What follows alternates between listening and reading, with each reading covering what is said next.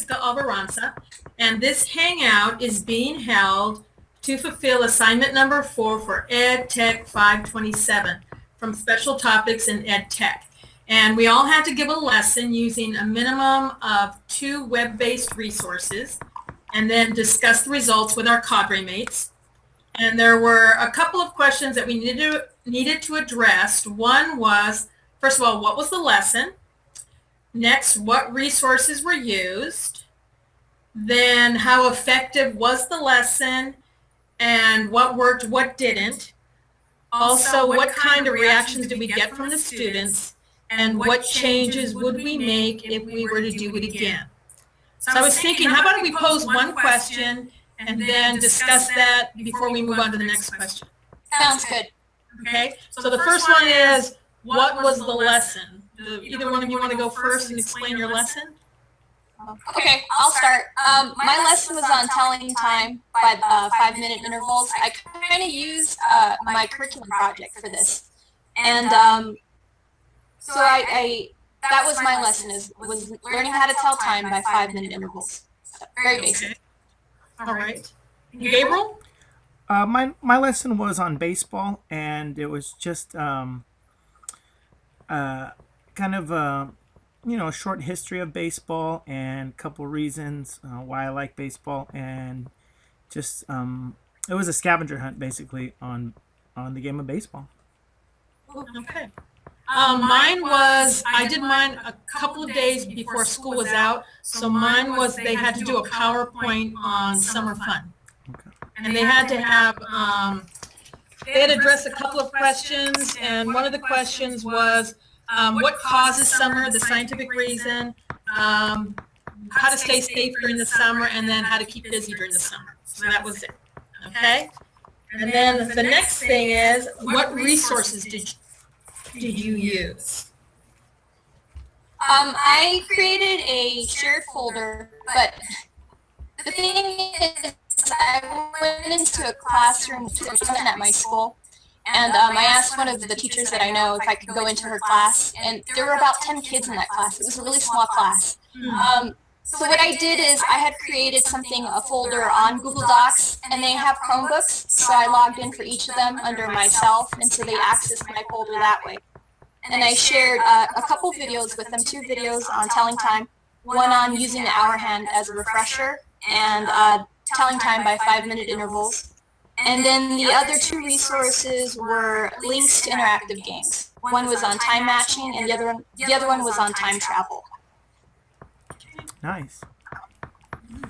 Okay, for my lesson, I created a Word document that was a scavenger hunt for baseball, and I attached that to my blog on my Weebly website that we're doing for 517 on our project. And I shared with them the Word document that had the link for the website, and I posted some pictures, obviously on my blog, of baseball stadiums that I went to, and I shared with them about my vacation that I went to go visit baseball stadiums. And then I had them open the Word file from my blog, from my Weebly blog, and so they used Word, and from there they answered 8 questions. That was a scavenger hunt. So from those 8 questions, they had to go to different locations to find the answers to these questions. So they ended up going to, I had them do a Google search or a Yahoo search, and they had to find out some historical questions, some questions like who was Babe Ruth, what leagues, what are the names of 2 leagues in baseball, when was baseball invented, who was the person who invented baseball. And so they used, they had to use 2 sources when they were doing their Google or Yahoo search. So they used a lot of them were using the Wikipedia and the little historical section that pops up on Google. But I didn't want them just to skim, so some of the questions were a little bit more complicated, and they were just a summer school group of kids ages 4th grade through 6th grade. So some needed help, some were really proficient at using Google and searching the website. So they used Wikipedia. They had to use, at one point they had to watch a YouTube video on Lou Gehrig and answer the question on that. And after they filled out their whole scavenger hunt, then they were allowed to go on to YouTube and take a video made from Google Earth. I gave them a virtual tour through all the baseball stadiums, where they were located, what their names were. So after that, I had a link in my Word document that they were just clicked on, and it led them to YouTube, which was a Google Earth video. And then after they watched that video, they were allowed to play a math baseball game from Game Brain. And it was just basically, a little virtual baseball game that they got to answer math questions and advance their runners. So it was pretty easy. I had about 20 students, and we were in a computer lab, so they each had their own personal computer in front of them. And it was the only challenge I had was I had 3 foreign exchange students from China, so I couldn't really gauge if they were they struggled a lot, but I don't know if it was a language barrier or their technology proficiency. But all the students that are from my school, they all did really well and they excelled, and I just had to help a couple of them do some refining in their searching. I have a question. How long did it take, Gabriel? How long did your lesson take? Because it sounded really involved. Yeah, I shared with them kind of in the beginning. I only recorded 15 minutes of my lesson, and I submitted that. Well, I posted that on YouTube to give to Professor Barry. But I just basically told them, okay, you're gonna practice using the search engines, and you're gonna practice going to different websites, and my whole lesson was kind of to tell them, like, check your facts. When you find out one, make sure you confirm it with another one. And we're going to look at facts on baseball, but that was just kind of the engine that we used to get them, using these search tools and get them checking their facts. So it took me 15 minutes of instructional time, and then it took them about 45 minutes to complete the challenge, the scavenger hunt, and maybe another 10 minutes to do the video part. And then after that, I just let them play math baseball, and they finished out their day playing that. So overall, the whole thing took about an hour and a half. And then Jessica, about how long do you think yours took? About as long as Gabriel's. Were we supposed to record ourselves for this? I don't think so, but I think it was good backup. Okay, I'm just making sure. I was like, I didn't do that. Well, But it took quite a while. it says record or do a transcript on the assignment. No, I thought that was just for the hangout. Yeah, that's Oh. okay. That's awesome that you did that. So Well, I submitted it to him, so either way. That's good. bonus points. Yeah, Yeah. that's awesome. My kids got they're the Oh, wait, let me tell you my resources real fast. Okay, no problem. Or is this part of another question you're going to answer? No, I was just gonna say that it took as long as Gabriel. It just took the kids a while to get there. There wasn't a set time, and so they kind of. I guess that's how easygoing summer school is. So they kind of trickled in, and then once they were there about 8:30, we got started, and it went past 9. So, and I forgot to mention it was also second grade. So they're second graders going on to third grade. And it's funny because as I listen to both of you, I think the biggest challenge is you haven't worked with these kids, and so they're not familiar with the things that you've taught your class. Yeah, So that is it's like starting from scratch. Yeah. very true. Now, and see, I was kind of lucky because I was using my class, and I had worked with them all year. So the resources that I used were resources we had used all year. So it was really just, very easy. What I ended up doing is there's a couple of resources I introduced with a video thread, what they had to do. Plus I gave them a sheet kind of outlining it. They had to download a PowerPoint from Edinburgh. And then to find the information for the PowerPoint, they had to go to the big blog and listen to a video and then make some comments on it. Then they had to go to YouTube and listen to a scientific explanation from Bill Nye, the Science Guy. Oh, cool.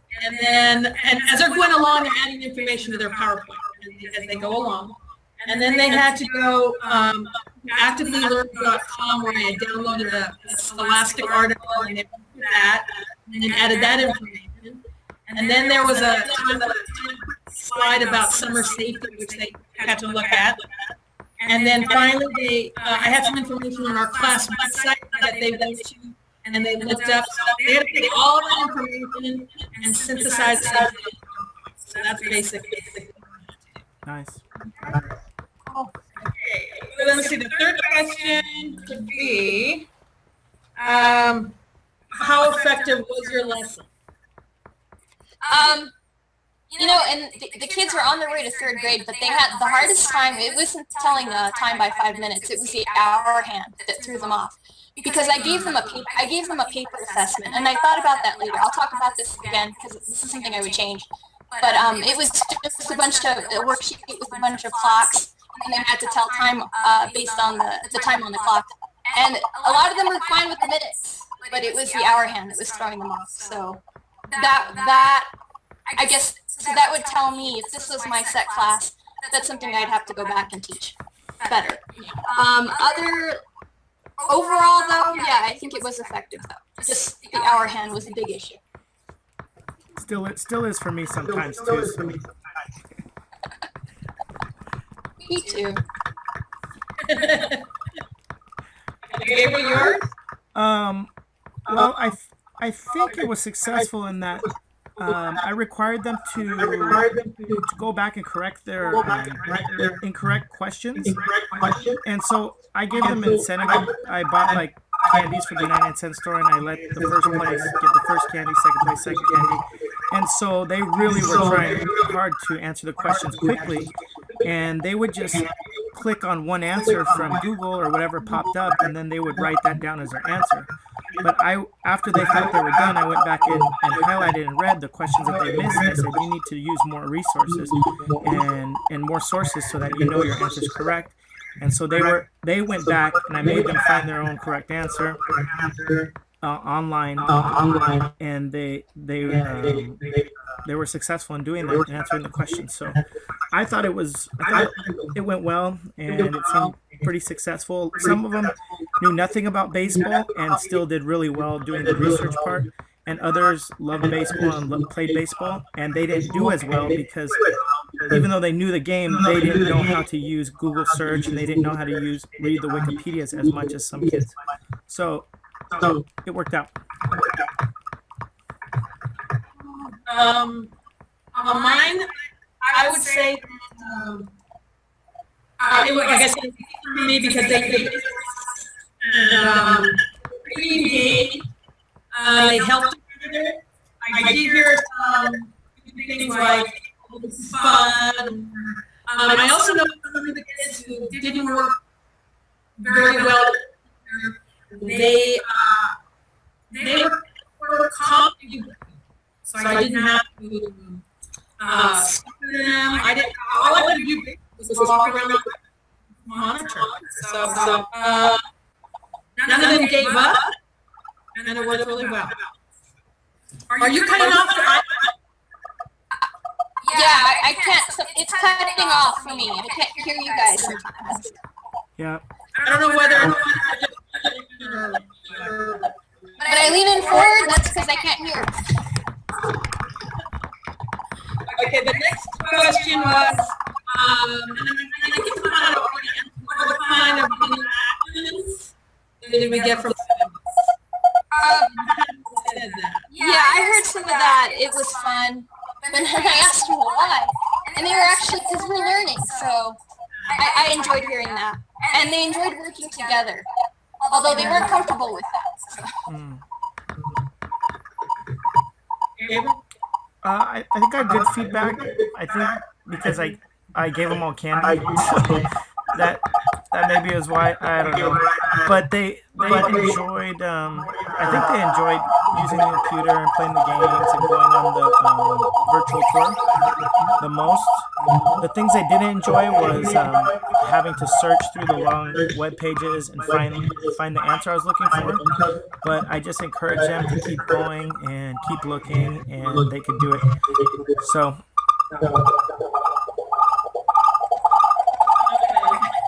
Are you guys getting weird alien noises? Do you hear the echoing? Yeah. Yes. Stop. Should we stop and sign back up?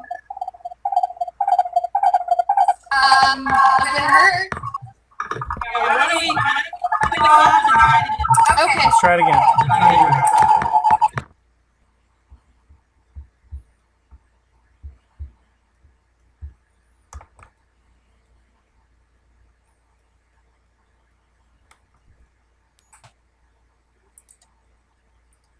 Is Jody back? Jody back?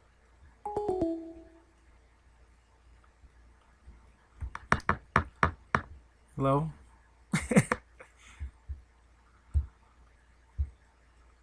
Okay.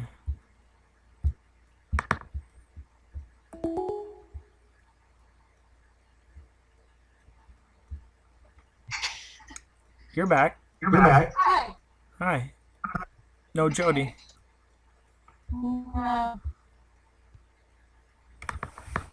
Okay. What were the other questions then? What worked and didn't work, and we talked about reactionality. So then, after that, what would we change? I think if I could change something, I'm just gonna keep talking. So, but if I could change something, I would do a little bit more instructions on how to search using Google or Yahoo, and maybe like keywords, search keywords, because the kids, they would just take my whole question and they would just type that in, and because their word processing skills aren't up to par, some of them, that would take them a while to type in like the whole question that I wrote out for them. And so I would have showed them like, okay, just type in a few key terms and words from the question and then search that and see what that gives you versus typing in the whole question, you know. I didn't really give them instructions on that. I just said use Google, use Yahoo to search these answers.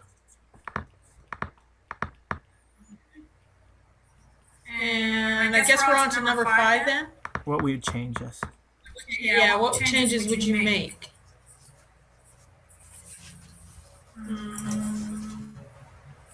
I think, go ahead, Jessica?